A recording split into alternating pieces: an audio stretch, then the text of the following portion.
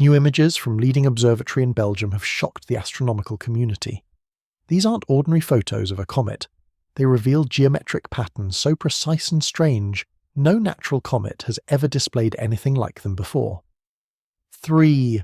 The Atlas, our mysterious visitor from beyond the sun's reach, is showing us shapes and angles so deliberate that even seasoned scientists are left speechless.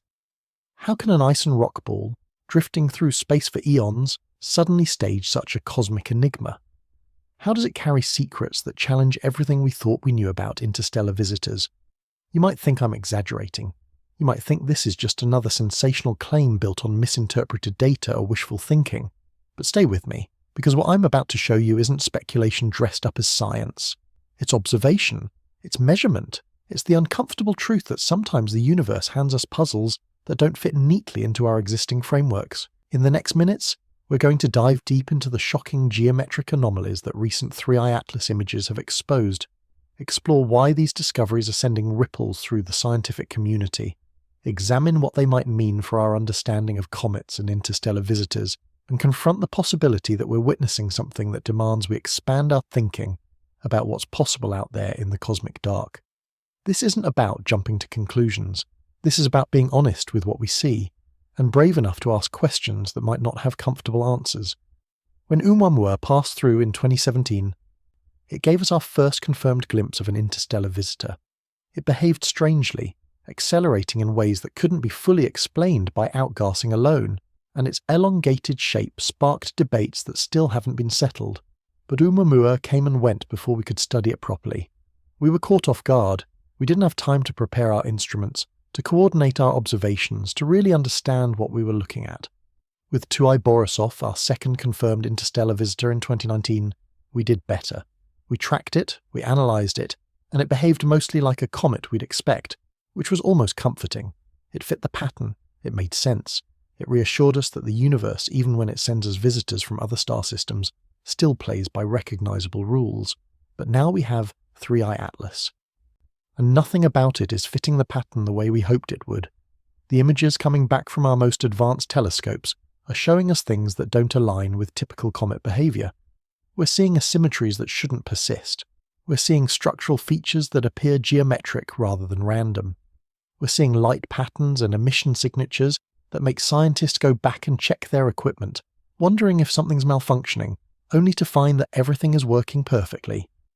The anomalies aren't errors. They're real, they're there, and they're forcing us to have conversations we didn't expect to have. Think about what it means when something from another star system enters our neighbourhood. It's travelled through interstellar space, through regions where temperatures hover just above absolute zero, where radiation bombards from all directions, where gravitational influences from distant stars have tugged and pulled for eons. It should be rough, it should be irregular, it should show every scar of that journey. And yet, what we're seeing in these new images suggests something else entirely. There's a coherence to some of the features. There's a repeatability to certain patterns. There's a structure that seems to resist the entropy we'd expect. How? Why? These aren't rhetorical questions meant to entertain. These are the actual questions being asked in research institutions right now, in observatories across the world, in the quiet moments when astronomers look at their screens and realise they're seeing something unprecedented. Some of you watching this might be thinking, this sounds too fantastic. Too much like science fiction bleeding into science fact.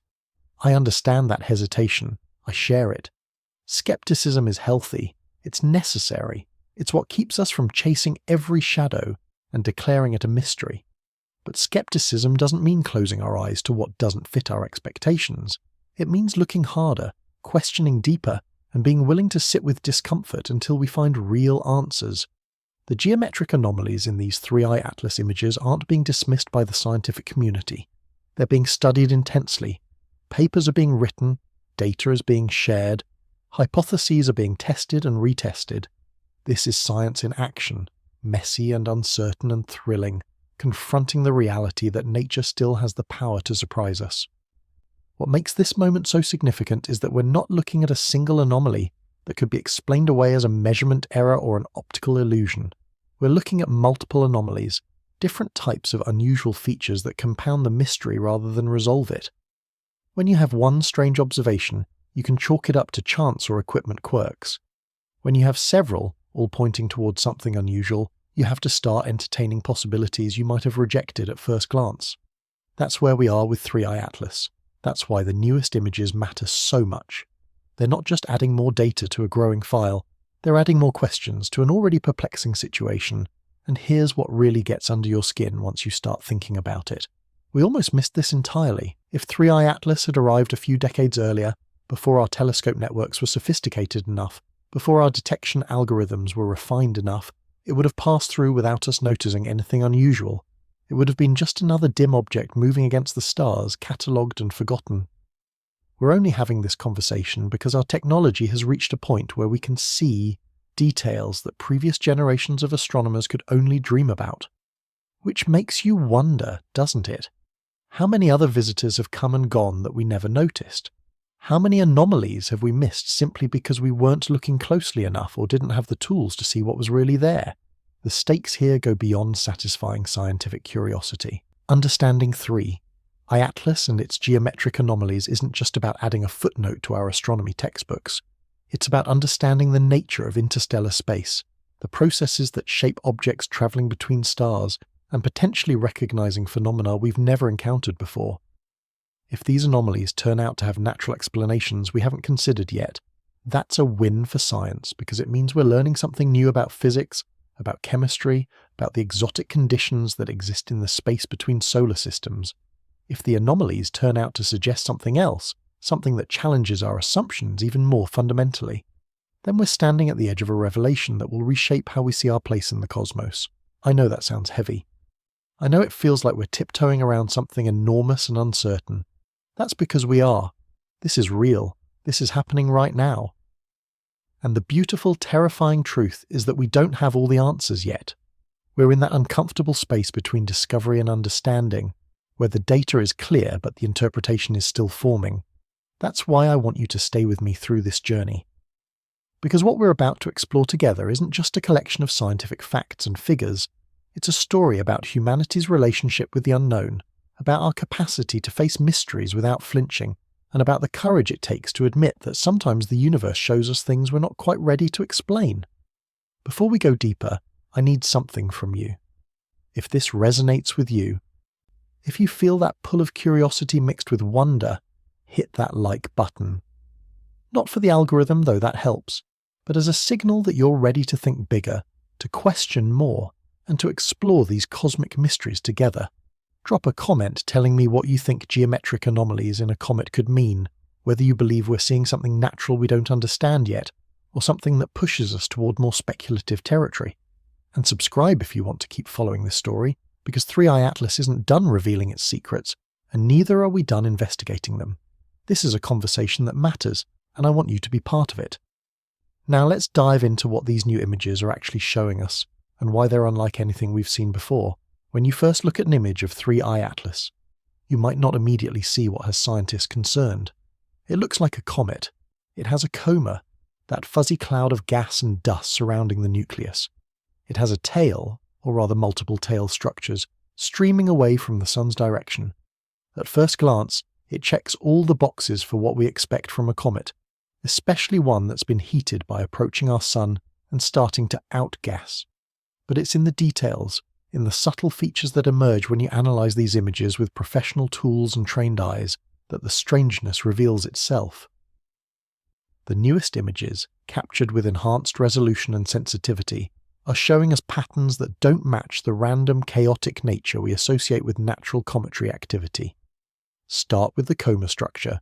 In typical comets, the coma is relatively symmetrical, maybe slightly distorted by solar wind or the comet's rotation, but generally following predictable patterns based on physics we understand well. Gas and dust erupt from the surface as ice sublimates, expanding outward in relatively uniform ways. Yes, you get jets, concentrated streams of material shooting out from active regions on the nucleus, but even these jets, when mapped over time, show the randomness of geological features triggering outgassing. With 3i Atlas, we're seeing something different. There are regions in the coma that display geometric regularity, angular boundaries where brightness changes sharply rather than gradually, sections that seem to maintain consistent orientations even as the object rotates. It's subtle enough that you could convince yourself it's just a trick of the lighting, or the way our instruments capture the data. But when multiple independent observations from different telescopes at different times show the same features, you have to start taking them seriously. Then there are the jets. Cometary jets are common, normal, expected. But the jets emerging from 3i Atlas show unusual characteristics. Some appear to pulse with a regularity that's hard to explain through natural outgassing alone. Others seem to originate from points on the surface that maintain precise angular relationships to each other, almost like they're positioned deliberately rather than randomly. I want to be clear here, I'm not saying they are positioned deliberately, I'm saying the pattern looks more ordered than we'd typically expect. Natural processes can create apparent order. Crystal structures, for example, show geometric precision because of the way atoms arrange themselves based on chemical bonding. So geometric patterns aren't inherently artificial. But when you see them in a context where randomness is the norm, it catches your attention. The brightness variations we're observing add another layer of mystery. Comets change brightness as they rotate, as different regions face the sun, as outgassing increases or decreases. That's normal. What's unusual about 3i Atlas is the specific pattern of these brightness changes. There are periodic variations that suggest a rotation, which is expected, but there are also brightness spikes that don't correlate with what we'd predict from simple rotation and solar heating. These spikes happen at intervals that seem too regular to be random events. Some researchers have noted that if you plot these brightness variations over time, they create patterns that resist the kind of noise and irregularity you'd expect from a tumbling chunk of ice and rock, responding to uneven heating and outgassing. Look at the colour variations captured in the multi-wavelength observations. Different wavelengths reveal different processes. Some wavelengths show us dust, others show specific gases like water vapour, carbon monoxide or cyanide compounds. What we're seeing in 3i Atlas is a segregation of emissions that's sharper than usual. Instead of a relatively smooth gradient as different materials sublimate at different rates and temperatures, there are what appear to be distinct zones emitting different spectral signatures. It's like looking at a map where different regions have clear boundaries, rather than the blurred transitions you'd expect from natural processes operating on an irregular surface. Again, there could be natural explanations for this. Perhaps the nucleus has an unusual composition with distinct regions of different materials, something we haven't commonly observed, but that's theoretically possible. Perhaps the thermal properties of the surface create localized conditions that lead to this segregation. But it's unusual enough to warrant investigation. The shape reconstruction attempts are where things get really interesting. Scientists can use multiple images taken at different times and angles to create three-dimensional models of an object's shape. With asteroids and comet nuclei we've studied up close. These reconstructions usually reveal irregular potato-shaped or peanut-shaped objects, the natural result of gravitational collapse, impacts, and erosion over billions of years. The preliminary shape reconstructions for 3i Atlas, based on the light curves and the imagery we have, suggest something with a higher degree of symmetry than we'd normally expect. There are features that appear planar, flat surfaces where we'd expect curved or irregular ones. There are angles that repeat. There are proportions that seem less random than typical solar system bodies. Now, these reconstructions are based on limited data, and they come with significant uncertainties. A different interpretation of the same data might yield a more conventional shape. But the fact that multiple independent analyses are hinting at similar geometric regularities is noteworthy. What we're not seeing is also telling. We're not seeing the kind of fragmentation or crumbling that we've observed in other comets under similar conditions. Some comets fall apart as they approach the Sun, unable to hold together against the thermal stress and the force of outgassing. 3i Atlas appears structurally intact, maintaining its coherence even as it undergoes the stresses of solar approach. This suggests either an unusually strong composition, a structure that's more resilient than typical comets, or perhaps a smaller size than initially estimated, though the brightness suggests otherwise. The structural integrity combined with the geometric features paints a picture of an object that's behaving differently from what our models predict for interstellar comets. Understand that what I'm describing here isn't based on a single dramatic image that looks shocking at first glance. It's based on careful analysis of multiple images, processed through various filters and techniques, examined by researchers who know how to separate signal from noise, who understand the limitations of their instruments, and who are naturally cautious about claiming anything extraordinary. The fact that these geometric anomalies are persisting through rigorous analysis, that they're showing up in data from different sources, and that they're resisting conventional explanations is what makes them significant.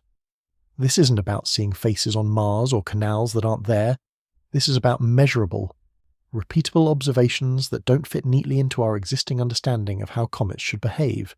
The question that emerges from breaking down these images isn't whether 3i Atlas is doing something unusual. It clearly is. The question is why. What processes, natural or otherwise, could create these geometric features? What conditions in interstellar space, or in the object's history, could lead to this kind of structural coherence? And what does it mean that we're only now, with our current generation of instruments, able to see these details clearly enough to recognize the anomalies? As we move forward, keep these image details in mind because they form the foundation for everything else we're going to explore. The anomalies aren't just abstract concepts or theoretical possibilities. They're there in the data, captured in wavelengths of light that travelled across space to reach our sensors, waiting for us to make sense of them. And making sense of them requires us to look at the specific anomalies that scientists have identified, the concrete ways in which 3i Atlas is defying our expectations, which is exactly where we're headed next. Let's get specific about what's not adding up. Because when scientists use words like anomaly or unusual, they're not being dramatic, they're being precise. An anomaly is a deviation from what theory and observation tell us to expect, and with 3i Atlas, we're not dealing with a single deviation that could be a fluke. We're dealing with multiple anomalies across different measurements, different aspects of the object's behaviour and appearance, creating a constellation of questions that don't resolve into a simple answer. Start with the trajectory. Every object moving through space follows a path determined by gravity and momentum. Comets that originate in our solar system follow elliptical orbits around the Sun, predictable paths that we can calculate with tremendous precision. Objects from interstellar space should follow hyperbolic trajectories, paths that bring them in from the void, swing them around the Sun once, and send them back out into the galaxy never to return. The key word is should. Oumuamua followed a hyperbolic path, but with that strange acceleration that didn't quite match what outgassing alone should produce. 2e Borisov also followed a hyperbolic path, but its behaviour was more conventional, more explicable through normal cometary physics. 3i Atlas is doing something in between, and yet somehow more puzzling than either of its predecessors. The orbital path of 3i Atlas shows deviations that suggest non-gravitational forces at work. That's not shocking by itself.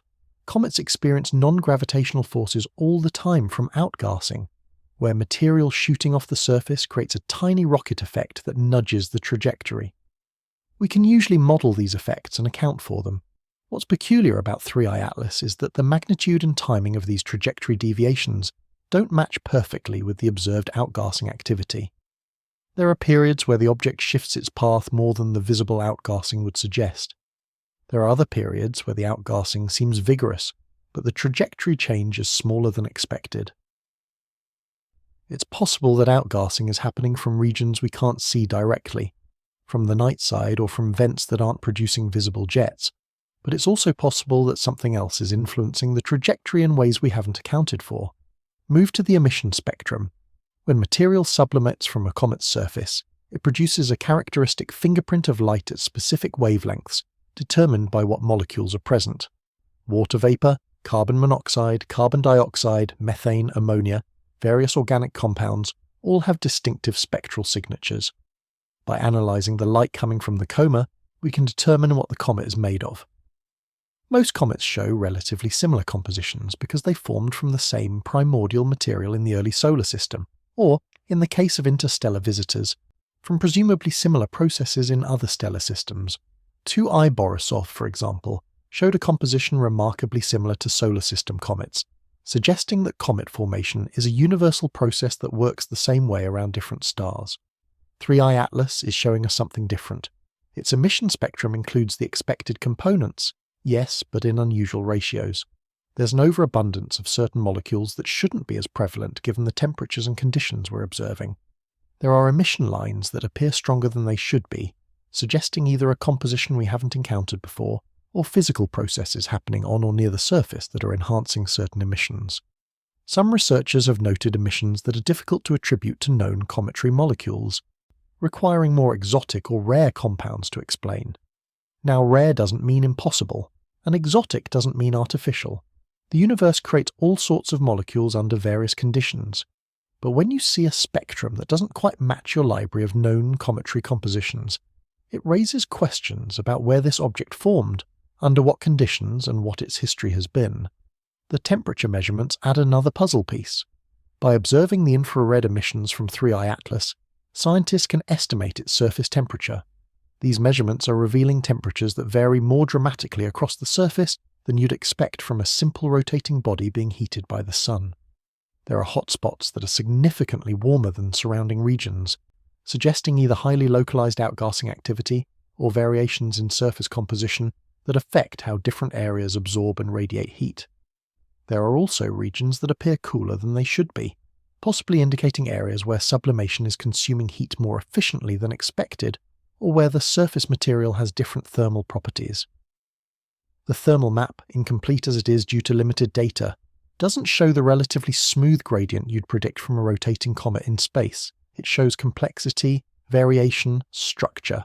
Then there's the dust-Togas ratio. Comets release both dust particles and gas when they heat up.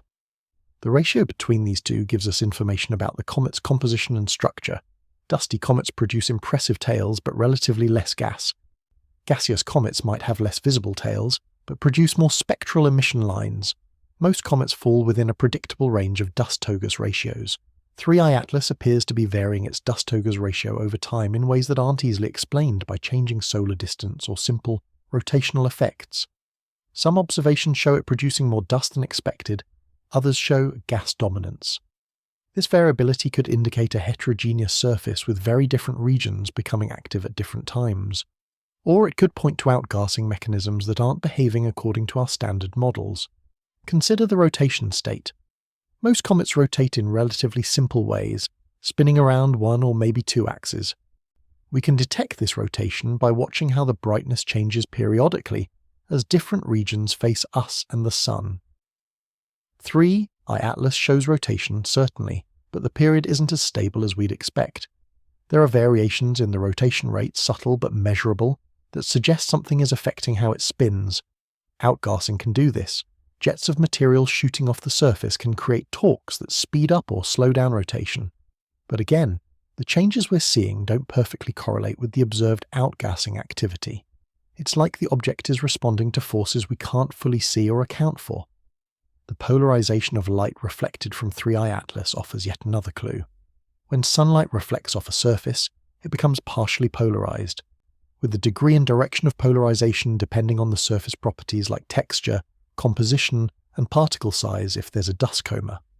The polarization measurements for 3I Atlas indicate a surface or coma structure that's unusual. The particles in the coma seem to have a different size distribution than typical cometary dust, possibly with a greater proportion of larger particles or a different composition that affects how they scatter light. Alternatively, if some of the reflected light is coming from the nucleus itself rather than just the coma, the polarization could be telling us about surface properties that are atypical for comets. What makes all these anomalies significant isn't just that they exist in isolation, it's that they exist together in the same object, all pointing towards something that doesn't fit our standard comet model. You could explain away one or two anomalies with special circumstances or measurement uncertainties, but when you have trajectory deviations, unusual emission spectra, strange thermal patterns, varying dust-Togas ratios, unstable rotation, and odd polarization, all in the same object, you're forced to consider that maybe, just maybe, our standard comet model doesn't fully apply here. Maybe 3I Atlas is showing us that interstellar objects can be fundamentally different from the comets we've studied, shaped by different conditions, composed of different materials, or subjected to different processes during their journey through the galaxy. Here's what keeps researchers up at night. The possibility that we're missing something obvious because we're looking at 3I Atlas through the lens of what we already know about comets. We have decades of comet observations, hundreds of comets studied, models refined through countless iterations. That knowledge is valuable. It's the foundation of our understanding, but it's also a filter. It shapes how we interpret what we see, what we consider possible, what explanations we reach for first. What if 3i Atlas is something our models weren't designed to handle? What if it's a category of object we haven't properly defined yet? What if the anomalies we're seeing aren't errors in our data or flukes of nature, but genuine indicators that the universe has more variety in its inventory than we've accounted for? I want to emphasize that acknowledging these anomalies doesn't mean abandoning scientific rigor or leaping to extraordinary conclusions. It means being honest about what we observe and humble about the limits of our current understanding. Every anomaly we've discussed has researchers working on it, testing hypotheses, running simulations, comparing with other objects, looking for natural explanations that fit the data. Science thrives on anomalies because they're the seeds of new knowledge. They're what push us beyond our current theories into deeper understanding. The anomalies of 3i Atlas are valuable precisely because they resist easy explanation. They're forcing us to think harder, look closer, and consider possibilities we might not have entertained before. And that brings us to one of the most controversial and fascinating aspects of this entire mystery: the debate over whether what we're seeing could possibly be anything other than natural. Whether, in other words, the geometric anomalies and strange behaviours could hint at something that challenges our assumptions about intelligence and technology in the universe. It's a conversation that makes many scientists uncomfortable, but it's a conversation we need to have honestly and carefully, which is exactly what we're going to do next. This is where it gets uncomfortable. This is where even bringing up certain possibilities can risk your reputation if you're a scientist. But let's be adults about this. Let's be mature enough to have a conversation about possibilities without immediately dismissing them, or conversely, without immediately believing them. The question is simple to state and enormously complex to answer. Could any of the anomalies we're observing in 3i Atlas be indicative of something other than a natural comet? Could they possibly suggest some form of technology, some artificial structure, something created rather than naturally formed? I can already feel some of you tensing up. Some of you are excited by the question. Others are rolling your eyes, thinking we're about to go off the rails into pseudoscience. Both reactions are understandable. We've been conditioned to approach this question with extreme caution, because throughout history, we've mistaken natural phenomena for artificial constructs more times than we can count. We've seen canals on Mars that were optical illusions. We've detected pulsars and initially called them possible alien beacons. We've found dozens of explanations for things that seemed mysterious at first. Carl Sagan famously said that extraordinary claims require extraordinary evidence. That principle has served us well. It's kept us grounded. It's prevented us from chasing every anomaly as if it were proof of the extraordinary. But here's the other side of that coin. Refusing to even consider certain possibilities because they feel too extraordinary can blind us to evidence when it actually appears. If we've decided in advance that certain phenomena must have natural explanations, simply because we can't accept the alternative, we're not being scientific, we're being dogmatic. True skepticism cuts both ways. It means being skeptical of extraordinary claims, yes, but also being skeptical of our own biases and assumptions. It means being willing to follow the evidence even when it leads somewhere uncomfortable. So let's lay out both sides of this debate honestly.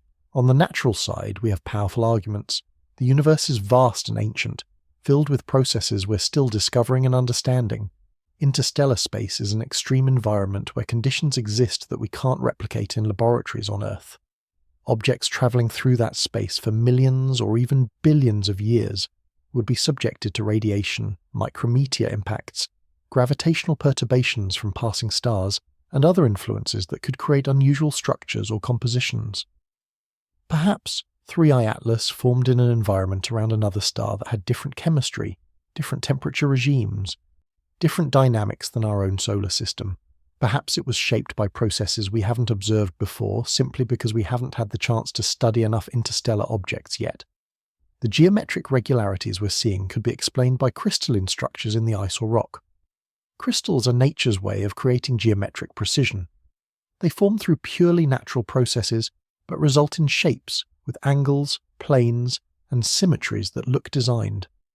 Perhaps the nucleus of 3i Atlas has a crystalline structure that's affecting how it fragments or how it outgasses, creating patterns that appear more regular than random. The emission anomalies could be due to exotic ices or compounds that are stable in interstellar space but rare in our solar system's environment, sublimating in ways we haven't modelled yet. The trajectory deviations could be from outgassing we're not detecting with our current instruments, happening on the night side or in wavelengths we're not monitoring closely enough. Every anomaly we've discussed has potential natural explanations, and given that we've never seen evidence of extraterrestrial technology despite decades of searching, the prior probability that any given anomaly is technological rather than natural is extremely low. This is the foundation of the natural explanation argument, and it's a strong foundation. It's built on the principle that we should exhaust natural explanations before considering more exotic ones. It's built on our accumulated knowledge that nature is far more creative and diverse than we often give it credit for. Now let's look at the other side, not because I'm advocating for it, but because intellectual honesty demands we examine it. The technological hypothesis, in its most careful formulation, doesn't claim that 3i Atlas is an alien spacecraft or probe. What it suggests is that some of the features we're observing are more consistent with manufactured structures than with natural formation and evolution. It points to the geometric regularities that persist across multiple observations. It notes the structural integrity that seems unusually high for a comet under thermal stress. It highlights the trajectory deviations that don't quite match the observed outgassing. It questions whether the combination of all these anomalies together is really likely to arise from natural processes we haven't seen before, or whether we should at least consider alternative explanations. Proponents of taking the technological hypothesis seriously, like Dr. Avi Loeb, who gained attention for his arguments about Oumuamua, argue that we've never actually done a comprehensive study of what technological artifacts would look like if they were travelling through interstellar space. We assume they'd be obviously artificial, perhaps because we imagine them as shiny metal spacecraft with clear geometric forms. But what if technology advanced enough to travel between stars doesn't look like our satellites and rockets? What if it's designed to harness natural phenomena, to mimic natural objects for camouflage or efficiency, or to utilize materials and structures that we wouldn't immediately recognize as manufactured? What if our expectation of what artificial should look like is based on our own primitive technology and doesn't apply to civilizations potentially millions of years more advanced? The argument continues that if we never seriously consider the technological hypothesis, we'll never develop the tools and methods to test it properly. We'll always default to natural explanations, even when they require increasingly elaborate and unlikely scenarios to fit the data. The history of science shows us that paradigm shifts often come when someone is brave enough to question fundamental assumptions and consider explanations that seem impossible at first. Not because the impossible turns out to be true most of the time, but because occasionally, very occasionally, it does. Here's my take, and I'm asking you to think about this carefully. The probability that 3i Atlas is technological is low, probably very low, but it's not zero. And when the stakes are this high, when we're talking about potentially the most profound discovery in human history if it were true, even a low probability deserves serious investigation, not sensationalism, not premature conclusions, not abandoning scientific standards, but serious, rigorous investigation that includes the technological hypothesis as one possibility among others, tested with the same care we'd apply to any scientific question. The problem is that the scientific community, for understandable reasons, is risk-averse when it comes to this topic. Suggesting that something might be artificial gets you labelled a fringe thinker, gets your papers rejected, gets you dismissed by peers. So most researchers, even when they see something genuinely puzzling, will frame it only in terms of natural explanations, sometimes twisting their interpretations to fit natural models even when those models don't quite work. There's a career incentive to be conservative, to not rock the boat. And while that conservatism protects against pseudoscience and maintains credibility, it also potentially creates blind spots. What we need is a middle path. We need to acknowledge that yes, natural explanations are far more likely and should be pursued vigorously, but we also need to create space for rigorous investigation of alternative hypotheses without immediately dismissing researchers who propose them. We need standards for what would constitute genuine evidence of technology, so that we're not chasing shadows, but also not ignoring signals. We need to be both skeptical and open-minded, holding contradictory possibilities in our minds simultaneously until evidence tips the scales decisively one way or another. For 3i Atlas specifically, the debate is ongoing. Most researchers are working under the assumption that natural processes explain everything we're seeing, they just haven't identified the right processes yet. A small minority are suggesting we should at least conduct observations that could help distinguish between natural and artificial origins. Those observations might include looking for radio signals, which natural objects don't emit but technology might. They might include extremely high resolution imaging that could reveal surface details we can't see yet. They might include spectroscopic analysis searching for compounds that would be signatures of industrial processes rather than natural chemistry. What's frustrating for everyone involved is that 3i Atlas is not making this easy. It's not behaving so clearly artificial that the answer is obvious, but it's also not behaving so conventionally natural that we can just check it off and move on. It's in this ambiguous middle ground, showing enough anomalies to be intriguing but not enough clarity to be conclusive. And it's moving through our solar system on a timeline we don't control, giving us a limited window to study it before it becomes too faint and distant for detailed observations. The debate about natural versus technological isn't just academic. It has profound implications for how we allocate observing time on our best telescopes, what kinds of measurements we prioritize, how we interpret the data we collect, and what we communicate to the public. If we frame everything as natural phenomena we don't understand yet, we focus our efforts on finding those natural explanations. If we include the technological possibility, we add different observations to our list, different tests to run, different expertise to bring in. Both approaches have value. Both could lead to important discoveries. The key is not letting ideology or fear dictate which approach we take, but letting the data guide us. As we continue exploring 3i Atlas, this tension between natural and technological interpretations will keep resurfacing. It's part of what makes this object so compelling and so controversial, and there's another aspect of its behaviour that feeds directly into this debate, something that seems almost too coincidental to be chance, but too strange to be design. Its relationship with Jupiter, and the orbital path that seems destined for an encounter that's captured everyone's attention. That's where we're going next, into the mystery of trajectories and close approaches that make you wonder if the universe has a sense of timing, or if something else is at play. Here's where the story takes a turn that feels almost scripted, like the universe is setting up a dramatic reveal. 3i Atlas, this mysterious interstellar visitor with its geometric anomalies and puzzling behaviours, is on a trajectory that will bring it remarkably close to Jupiter. Not just passing through the same general region of the solar system, but making what astronomers call a close approach, coming within a distance where Jupiter's massive gravitational influence will dramatically affect its path. The timing, the geometry of this encounter, the implications of what might happen, all of it adds another layer of mystery to an already perplexing situation. Let's understand what this means. Jupiter is the king of planets in our solar system, containing more mass than all other planets combined. Its gravitational field is immense, powerful enough to capture comets into orbit around it, to tear apart objects that venture too close, to fling asteroids out of the solar system entirely with what astronomers call gravitational assists or slingshots. When a small object like a comet or asteroid has a close encounter with Jupiter, its trajectory changes dramatically. The path it was on before the encounter and the path it takes afterward can be completely different.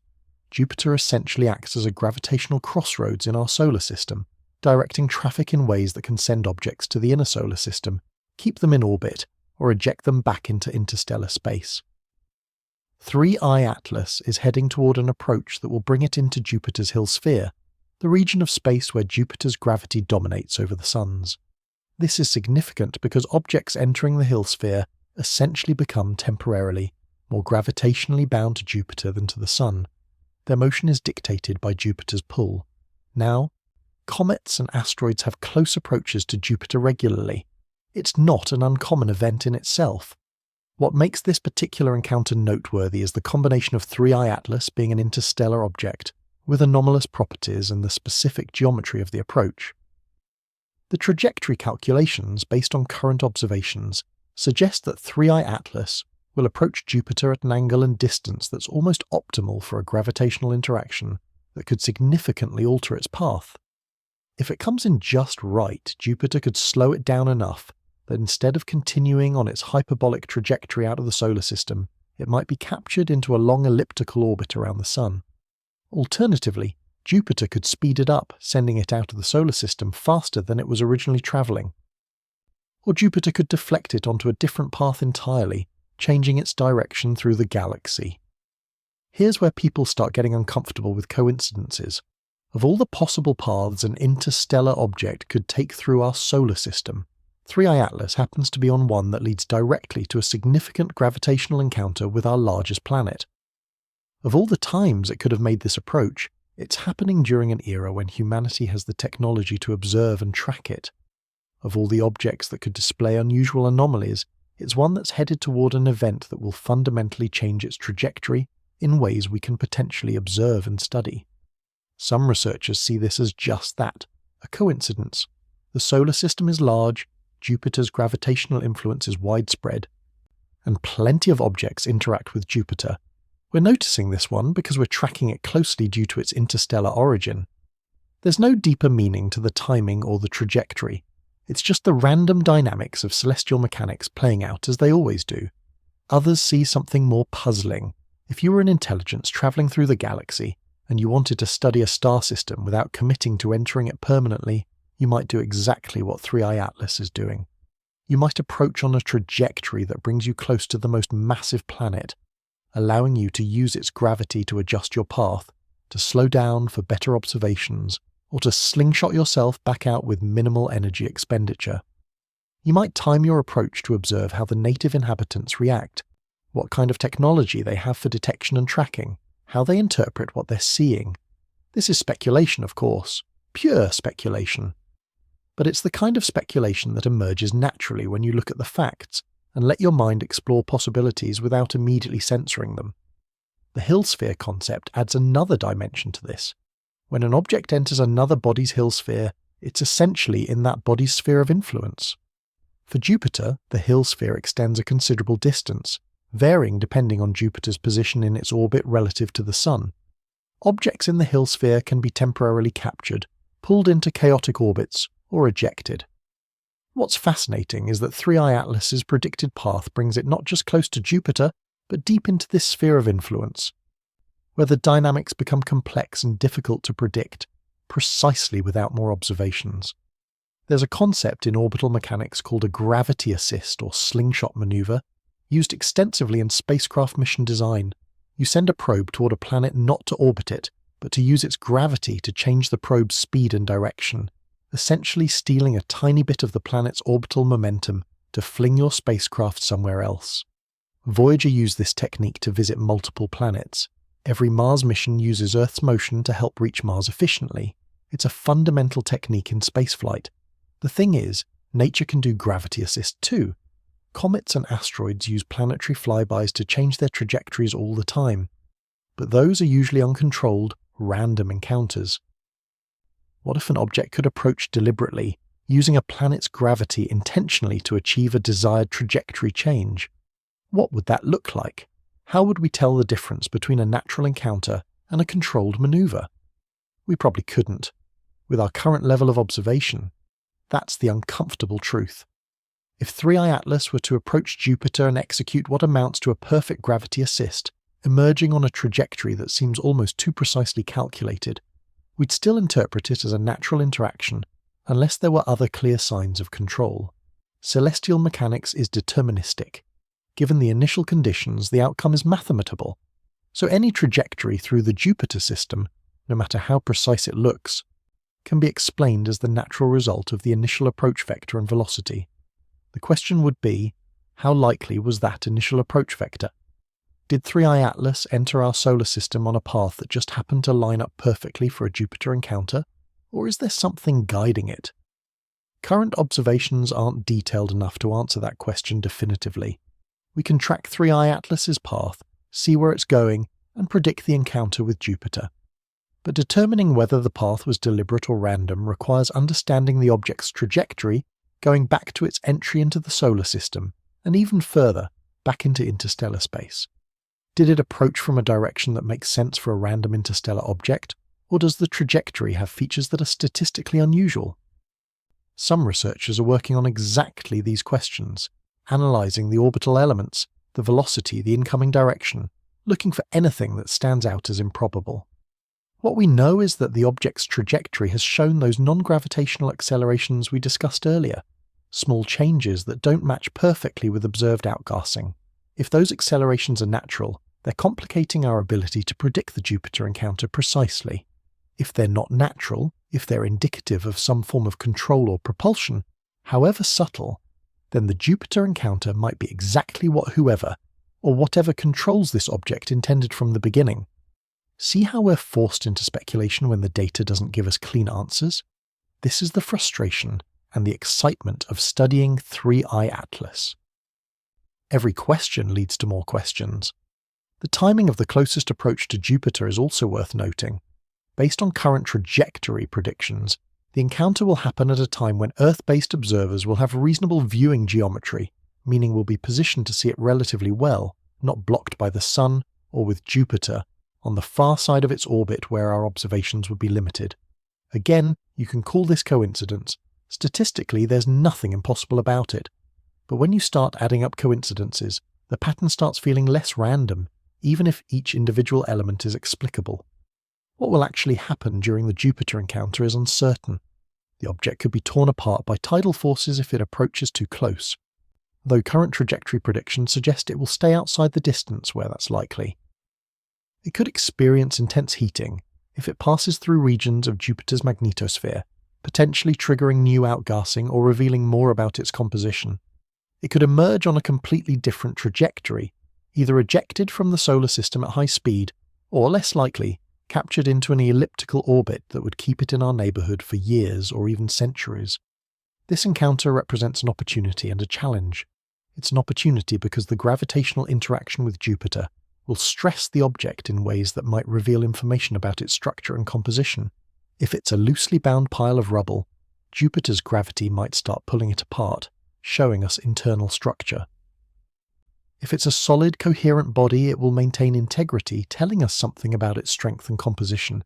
The encounter is also an opportunity to refine our measurements, because Jupiter's gravitational field is well known, and any deviations from the predicted path during the encounter could reveal mass distribution or other properties of 3I Atlas that we can't measure from a distance. The challenge is that Jupiter's environment is chaotic and intense. The planet has powerful radiation belts, a strong magnetic field, and complex atmospheric dynamics. Observing a small, distant object like 3I Atlas against Jupiter's bright disk and in its electromagnetic environment is technically difficult. We'll need coordination between multiple observatories, different types of instruments, and careful planning to capture as much data as possible during the limited time window of the encounter. Some astronomers are calling this encounter the most important observational opportunity we'll have to understand 3I Atlas. After the Jupiter flyby, depending on the resulting trajectory, the object might quickly become too faint and distant for detailed study, fading back into the obscurity of interstellar space. This could be our last chance to gather high-quality data. That urgency is driving efforts to secure telescope time, to coordinate international observations, to prepare instruments for the moment when 3I Atlas passes through Jupiter's domain. And underneath all the scientific planning and trajectory calculations, there's that lingering question that won't quite go away no matter how much we try to stay focused on conventional analysis. Is this encounter purely coincidental, or is there a purpose to it that we're not seeing yet? Is 3I Atlas simply following the laws of physics, responding passively to the gravitational forces acting on it? Or is something about this trajectory intentional, designed, aimed? We don't have answers. We have observations, predictions, and an approaching moment when the universe will reveal a bit more of its hand. But while we wait for that moment, we also have to confront the uncomfortable reality of how much we don't know, how limited our observations have been, and how those limitations shape everything we think we understand about this mysterious visitor. That's the territory we need to explore next. The gaps in our knowledge and what they mean for our ability to reach any conclusions at all. Let's be honest about what we don't know, because the gaps in our knowledge about 3I Atlas are as significant as what we've observed, maybe more so. Science progresses not just by accumulating data, but by recognizing the limits of that data and the questions it leaves unanswered. With 3I Atlas, the gaps are substantial, frustrating, and in some ways revealing about the state of our observational capabilities. First, we don't have continuous monitoring. Unlike satellites we launch or spacecraft we control, we can't watch 3I Atlas every moment. We observe it when telescopes are available, when weather permits, when it's in the right position relative to Earth and the Sun. Between observations, we're essentially flying blind. extrapolating what it's doing based on models and previous data. This means we could be missing events, transient phenomena, changes that happen during the gaps in coverage. If the object were to do something unusual, something brief during a period when no one is watching, we'd never know. That's a significant limitation.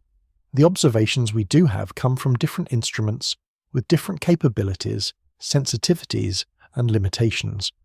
Some telescopes give us great spatial resolution, but limited spectral information. Others provide detailed spectra, but can't resolve fine structural details. Very few observations have been coordinated simultaneously across multiple instruments, meaning we rarely have a complete picture at any single moment.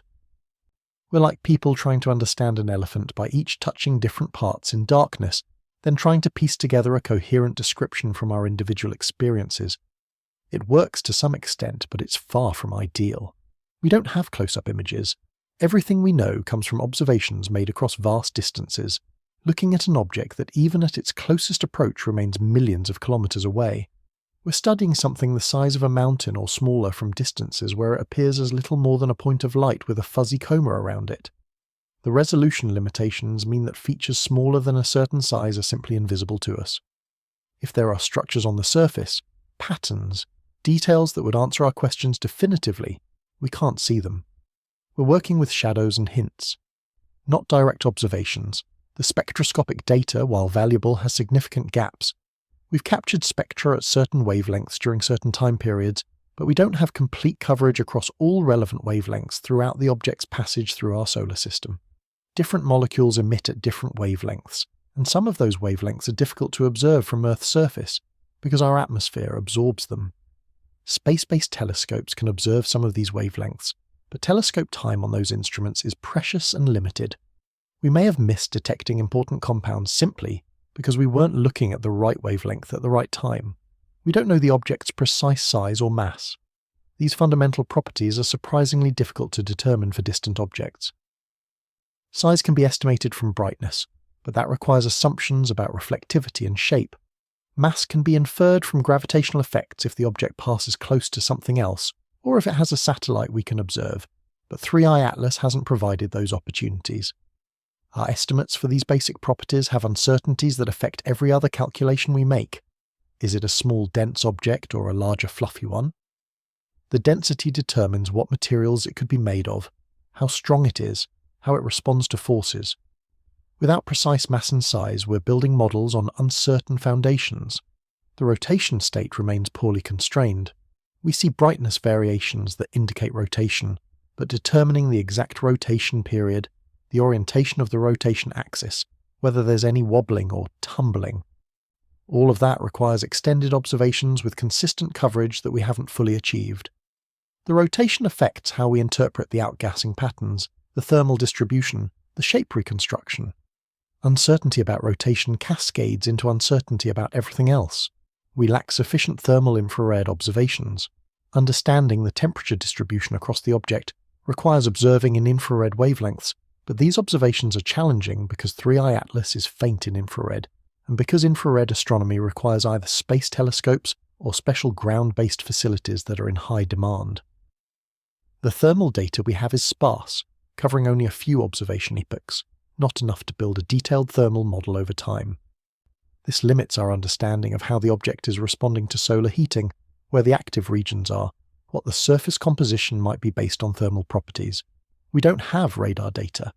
For objects in our solar system that come close enough to Earth, radar astronomy provides incredibly detailed information about shape, surface roughness, rotation, and even composition through radar spectroscopy. But 3i Atlas never approaches Earth closely enough for current radar systems to detect it with sufficient signal strength. Radar could have resolved many of our questions about structure and geometry definitively, but it's simply not available as a tool for this object. The trajectory reconstruction looking backward is uncertain. We can track where 3i Atlas is going, but determining exactly where it came from in the galaxy requires reversing its trajectory through space, accounting for the sun's gravity, the planet's gravitational influences, and the object's own non-gravitational accelerations. Small uncertainties in the current trajectory and in the non-gravitational forces compound dramatically when you extrapolate backward over the thousands or millions of years this object has been travelling. We can make educated guesses about its origin point in the galaxy, but they come with huge error bars. Did it come from a particular star system? Was it ejected from a planetary system? Or is it a fragment from a stellar collision? Or something else entirely? We don't know. There's no consensus on composition.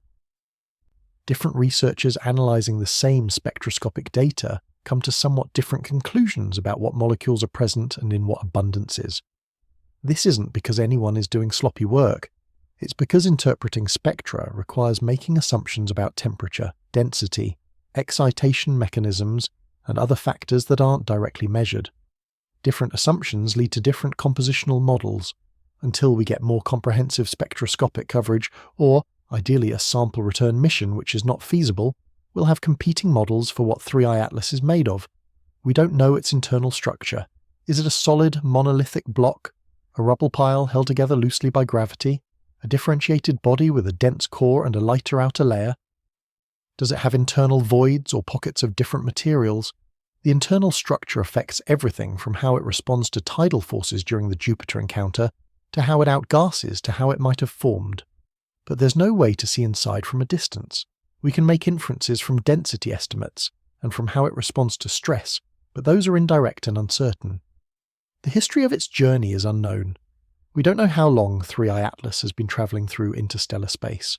We don't know what stars it might have passed near, what radiation environments it's been exposed to, what impacts it might have suffered from interstellar dust or larger objects, what processes have shaped its current state. Every object carries the history of its experiences written in its physical and chemical properties, but reading that history requires understanding we don't yet have. Perhaps most fundamentally, we don't know what we don't know. There might be phenomena affecting 3i Atlas that we haven't thought to look for because we've never encountered them before. There might be processes active in interstellar space that leave signatures we wouldn't recognise even if we saw them. There might be aspects of the object's behaviour that occur on timescales or at wavelengths we're not monitoring. Every observation campaign is designed based on what we expect to find, what we know to look for from previous experience. But if 3i Atlas is truly something outside our experience, we might be missing its most important features simply because we didn't know to look for them. These gaps in observation and understanding aren't anyone's fault. They're the reality of doing astronomy with finite resources, limited technology, and the vast distances of space. But they mean we have to be humble about our conclusions. Every interpretation of 3i Atlas data comes with caveats. Every model has assumptions that might not hold. Every hypothesis remains tentative until we can gather more evidence. The uncertainty is uncomfortable, especially in an age where we expect science to provide clear answers quickly. But uncertainty is where discovery lives. It's the space where new understanding emerges. What these gaps really highlight is our need for better infrastructure for studying interstellar objects. We need a network of dedicated telescopes that can provide continuous monitoring instead of sporadic observations. We need more space-based instruments that can observe wavelengths impossible from the ground. We need rapid response capabilities to deploy resources quickly when something unusual is detected. We need international cooperation and data sharing to pool our limited resources effectively. And perhaps most ambitiously, we need to develop technology for sending spacecraft to intercept interstellar visitors, to study them up close, to answer questions that remote observations simply cannot address. 3i Atlas is teaching us not just about itself, but about the limitations of our current approach to astronomy. It's showing us where we're blind, where our tools fall short, where our assumptions break down. That's valuable knowledge, even if it's frustrating in the moment. Because recognizing what we don't know is the first step toward finding out. And as we grapple with these gaps in our understanding of 3i Atlas, we're also forced to think about what it all means, what the implications are if we eventually fill those gaps and find answers that challenge our worldview. That's where we need to go next, into the realm of implications and possibilities, exploring what different outcomes in the 3i Atlas investigation might mean for humanity and for our place in the cosmos. Let's step back from the technical details and think about what this all means, not just for astronomers and scientists, but for humanity as a whole. Because whether 3i Atlas turns out to be a completely natural phenomenon we just don't understand yet, or something more extraordinary, the implications of this discovery ripple outward in ways that affect how we see ourselves and our future. If 3i Atlas is natural, if all its anomalies eventually succumb to explanations rooted in physics and chemistry we know or can discover, that's still a profound outcome. It means interstellar space creates objects and processes we haven't encountered before. It means our models of comet formation, evolution, and behavior need expansion. It means the universe is even more diverse and complex than we realized. Every time we discover that nature is stranger than we expected, we're learning that our human-scale intuitions about how things should be are limited, provincial, bound by the narrow range of conditions we experience on Earth. A natural explanation for 3I Atlas that requires new physics or new chemistry would be exciting in its own right. It would open research directions, inspire new theoretical work, drive technological development to probe these new phenomena further. It would remind us that despite centuries of scientific progress, we're still scratching the surface of understanding the cosmos. That's humbling and empowering simultaneously. Humbling because it shows how much we don't know. Empowering because it shows we can still discover fundamental new things about reality. If the geometric anomalies stem from crystalline structures or other forms of natural order we haven't documented before in comets, studying them could reveal processes relevant to understanding how planetary systems form, how organic molecules develop in space, how the building blocks of life might be distributed throughout the galaxy. Comets and asteroids are time capsules, preserving material from the early solar system or, in the case of interstellar objects, from other stellar systems. Understanding their composition and structure tells us about conditions during planet formation, about the chemistry of protoplanetary disks, about the diversity of environments around other stars. The trajectory anomalies, if explained by outgassing mechanisms we haven't fully characterized, would advance our ability to predict the paths of other potentially hazardous objects. Understanding non-gravitational forces on small bodies has practical applications for planetary defense. If an asteroid were on a collision course with Earth, knowing precisely how it might deviate from a purely gravitational trajectory due to its own outgassing or other effects could mean the difference between a successful deflection mission and miscalculation. Every piece of understanding we gain about how these objects move and behave contributes to our ability to protect our planet. Now consider the other possibility. Consider what it would mean if, after exhaustive investigation, evidence accumulated that some aspects of 3I Atlas are difficult to reconcile with natural processes. Not impossible, perhaps, but requiring explanations that stretch credibility or require coincidences that seem improbable. And consider further what it would mean if investigation revealed signatures, patterns, behaviors that are more consistent with design than with natural formation. I'm not saying this is the case. I'm asking you to think about the implications if it were. The discovery that we're not alone in the universe, that intelligence exists elsewhere and has developed technology capable of interstellar travel or communication, would be the most significant revelation in human history. It would answer a question we've been asking since we first looked up at the stars and wondered. It would fundamentally change our self-perception as a species. We would no longer be potentially unique, potentially the only conscious observers in a vast empty cosmos. We would be part of a larger community, even if that community is separated by distances so vast that meaningful communication or interaction is impossible. Such a discovery would have philosophical implications that ripple through every aspect of human thought. Religion would grapple with the meaning of life beyond Earth. Philosophy would wrestle with questions of consciousness, intelligence, and purpose in a universe where we're not central. Art and literature would explode with new themes and perspectives. Education would shift to incorporate the reality of a populated cosmos. The discovery would be a dividing line in human history, a before and after moment that reshapes everything that comes after it. It would also have practical implications. The existence of technology capable of interstellar travel implies physics and engineering far beyond our current capabilities. It suggests that the challenges we perceive as insurmountable, like the vast distances between stars or the energy requirements for relativistic travel, have solutions. It would provide motivation and hope for our own technological development, knowing that it's possible because someone else has done it. It might provide clues or directions for our research, even if we can't directly access the technology itself. On the other hand, such a discovery could be destabilizing. Human societies are built on assumptions about our uniqueness and significance. Discovering we're not unique, that we're perhaps insignificant in a galaxy teeming with civilizations, could trigger existential anxiety on a massive scale. It could affect everything from international relations to individual psychology. Are we ready for that revelation? Some people would embrace it. Others would deny it. Still others would spiral into crisis. Managing the societal impact of confirmed extraterrestrial intelligence would be a challenge unprecedented in scope. There's also the question of what it means that such intelligence, if it exists, and if 3i Atlas is any indication of it, doesn't make itself obviously known. Why send something that looks ambiguous, that sparks debate rather than providing clear evidence? Why maintain silence or subtlety rather than clear communication? The possible answers range from benign to concerning. Perhaps they're observing without interfering, following some principle of non-contact with less developed civilizations. Perhaps they're cautious, unsure of how we'd react. Perhaps they operate on timescales or according to motivations so alien that their behavior doesn't make sense from our perspective.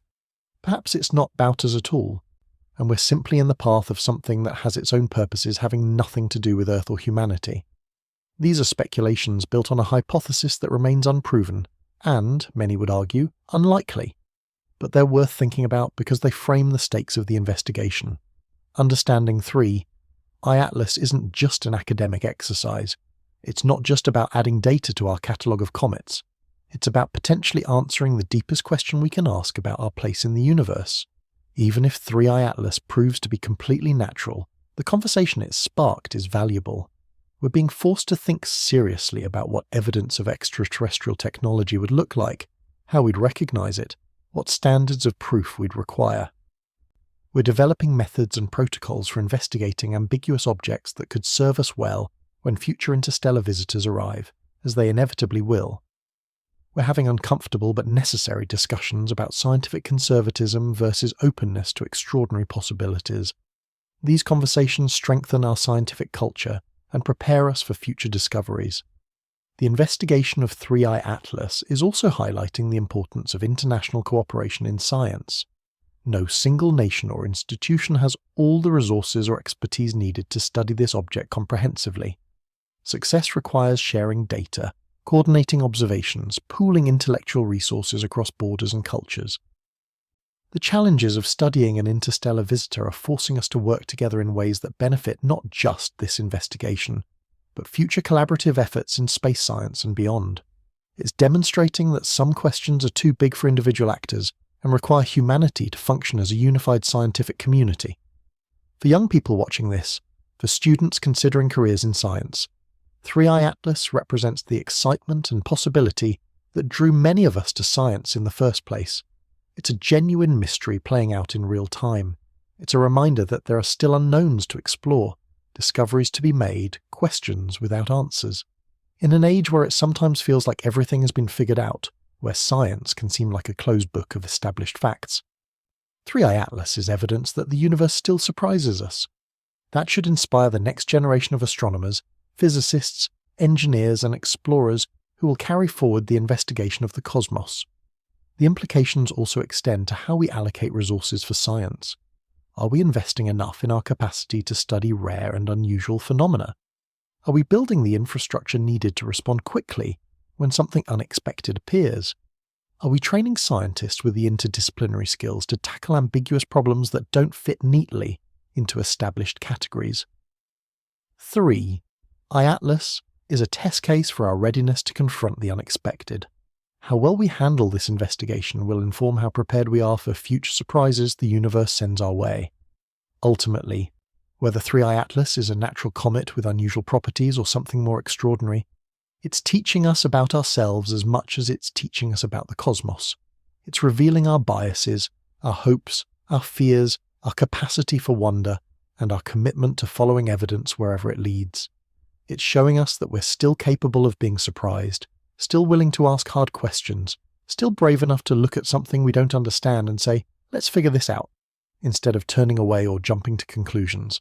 As the investigation continues, as new data comes in from the upcoming Jupiter encounter and beyond, we'll learn more.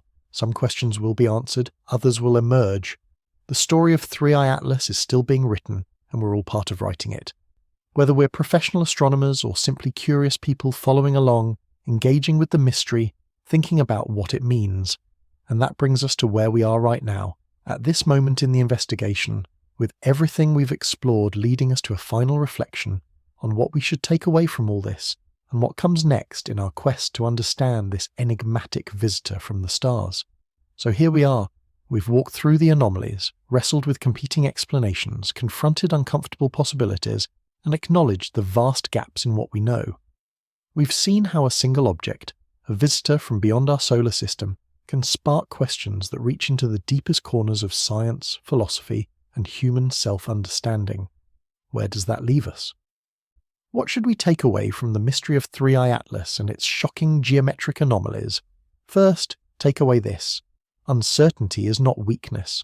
In our daily lives, we're conditioned to value certainty, decisiveness, having answers. But in science, uncertainty is where the work happens. It's where discovery lives. The fact that we don't have a definitive explanation for 3i Atlas yet isn't a failure. It's an invitation. It's the universe telling us there's more to learn, more to understand, more to explore. Embracing that uncertainty, sitting with it without rushing to premature conclusions, is a sign of intellectual maturity and scientific integrity. Second, remember that observation is only the beginning. Everything we've discussed about 3i Atlas comes from looking at it from a distance, capturing photons that travelled millions of kilometres to reach our instruments. We're like archaeologists trying to understand a civilization from a few pottery shards. What we really need is a closer look. We need missions that can intercept interstellar objects, study them up close, maybe even land on them or return samples. The technology for such missions is being developed, concepts are being designed, but we need the will and the resources to make them reality. Every person who cares about these questions can contribute by supporting space science, advocating for funding, engaging with the work being done. Think about the timeline we're living through. For all of human history until just a few years ago, we had never confirmed a single object visiting us from another star system. Now we've detected 3, Oumuamua, 2i, Borisov, and 3i Atlas, each one teaching us something new. The rate of detection is increasing as our survey capabilities improve. In the coming years, we'll likely detect dozens, maybe hundreds of interstellar visitors. Each one is an opportunity to learn about conditions around other stars, about the diversity of objects in the galaxy, about processes we can't observe any other way. 3i Atlas is special because of its anomalies, but it's also representative of a new era in astronomy, where the galaxy isn't just something we look at, but something that comes to us, bringing samples and information from regions we could never reach with spacecraft. This new era requires new thinking. We need to be ready to encounter objects that don't fit our models. We need frameworks for investigating ambiguous phenomena without bias toward either conventional or exotic explanations. We need standards for evidence that are rigorous, but not so rigid that they blind us to genuine novelty. The scientific method is powerful precisely because it's flexible, because it adapts to new types of questions and new kinds of data. But it requires scientists who are willing to follow evidence, even when it's uncomfortable, funding agencies willing to support high-risk research, and a public that understands that science is a process of exploration, not a collection of facts. The debate around whether objects like Oumuamua or 3i Atlas could be anything other than natural has been contentious, sometimes even bitter. Scientists who suggest we should seriously investigate technological hypotheses are sometimes dismissed or ridiculed. Scientists who insist on natural explanations are sometimes accused of closed-mindedness. This polarization isn't helpful. What we need is space for rigorous investigation across the full spectrum of possibilities. We need researchers who can propose and test exotic hypotheses without career penalty. We need skeptics who challenge those hypotheses without dismissing them out of hand. We need a scientific culture that values both boldness and rigor, that rewards both speculation and careful verification. To those of you who've followed this entire journey through the 3i Atlas mystery, I want to leave you with some specific ways to stay engaged. First, watch for news about the Jupiter encounter. When it happens, it's going to generate a lot of data and potentially some spectacular observations.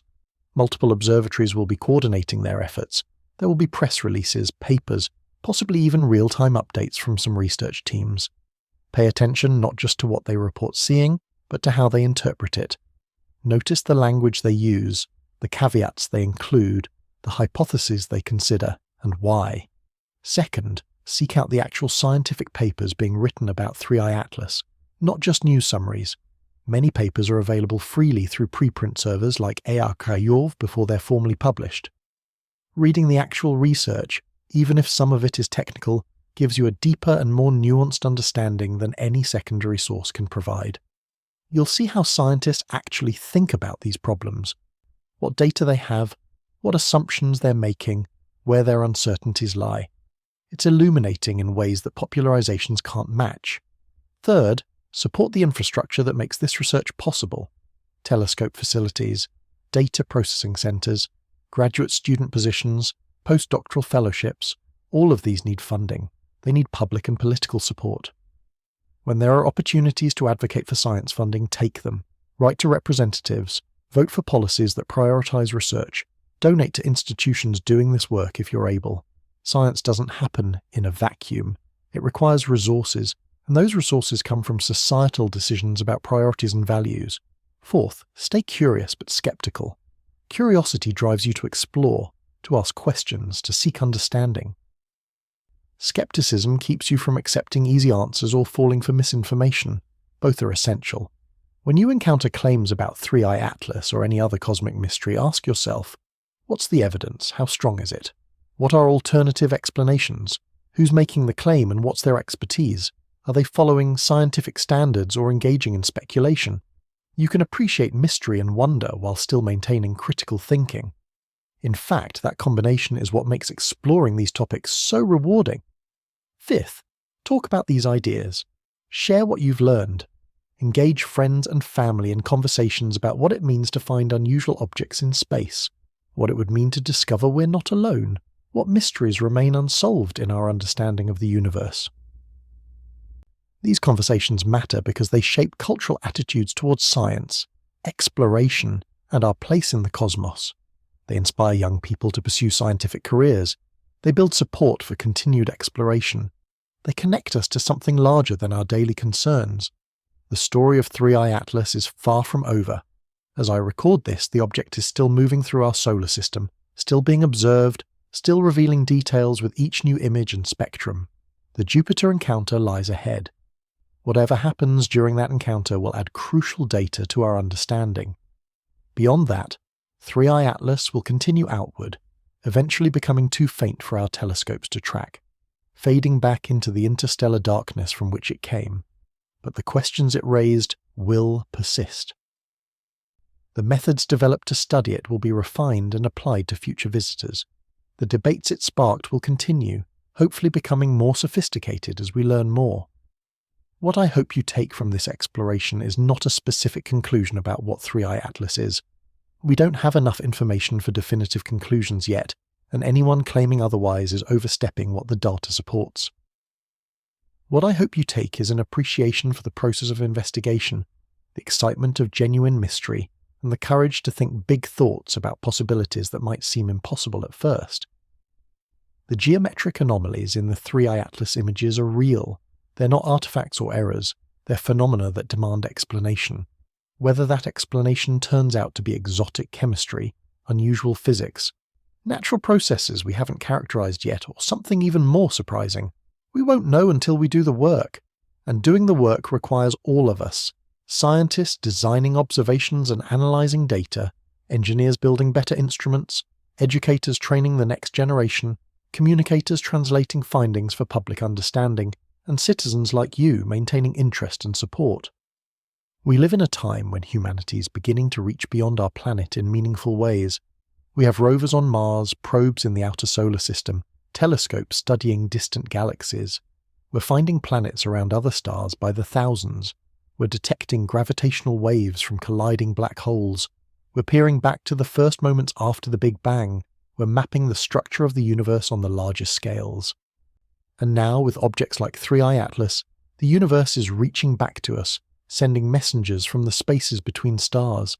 How we respond to these visitors, how seriously we take them, how carefully we study them, says something about who we are as a species and what we're becoming. The cosmos is vast beyond human comprehension. Our galaxy alone contains hundreds of billions of stars, most with planetary systems. Our galaxy is one of trillions in the observable universe. The scales are so enormous that finding meaning or significance in our existence requires either accepting cosmic insignificance or believing that consciousness and intelligence matter regardless of scale. Studying objects like 3i Atlas is part of how we assert that mattering, how we claim a role as observers and understanders in a universe that doesn't care whether we understand it or not. We do this not because the universe demands it, but because it's part of what makes us human. Every great voyage of discovery in human history began with someone looking beyond the familiar and asking what lies beyond. The Polynesian navigators sailing across vast Pacific expanses, the European explorers crossing oceans, the mountain climbers ascending peaks, the astronauts leaving Earth's surface, all of them ventured into the unknown driven by curiosity, courage, and the belief that knowing is better than not knowing. We're the inheritors of that tradition, and the unknown we're exploring now is vaster than any ocean, any mountain range, any frontier our ancestors faced. 3. Atlas represents a tiny piece of that vast unknown, a fragment that came close enough for us to see. But it's enough. It's enough to remind us that mysteries remain. It's enough to show us that we still have much to learn. It's enough to spark wonder and debate and investigation. It's enough to make us question our assumptions and expand our thinking. And that's the real value of this object, regardless of what it ultimately turns out to be. So stay curious, stay engaged, keep watching the skies, literally and metaphorically, keep asking questions, keep seeking answers, keep demanding that we, as a species, take seriously the cosmic context in which we exist, support the work that investigates these mysteries, celebrate the scientists and engineers who dedicate their lives to pushing back the boundaries of ignorance, and recognize that you, by caring about these questions, by taking time to understand them, by thinking deeply about what they mean, are part of this grand human endeavor to understand our universe. The geometric anomalies of 3i Atlas are shocking, not just because they're unexpected, but because they remind us that the universe can still shock us. In an age of information overload, where we're bombarded with news and data and claims every day, genuine mystery becomes rare and precious.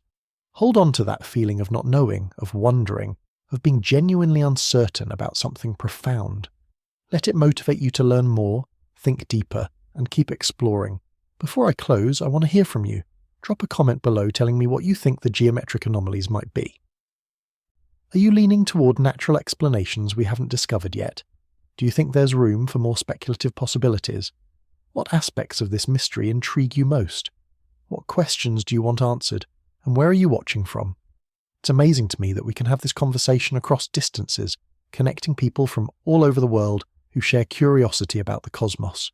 Let's build a community of thoughtful, curious, critical thinkers engaging with these profound questions together. Hit that like button if this journey through the 3i Atlas mystery resonated with you, if it made you think or question or wonder.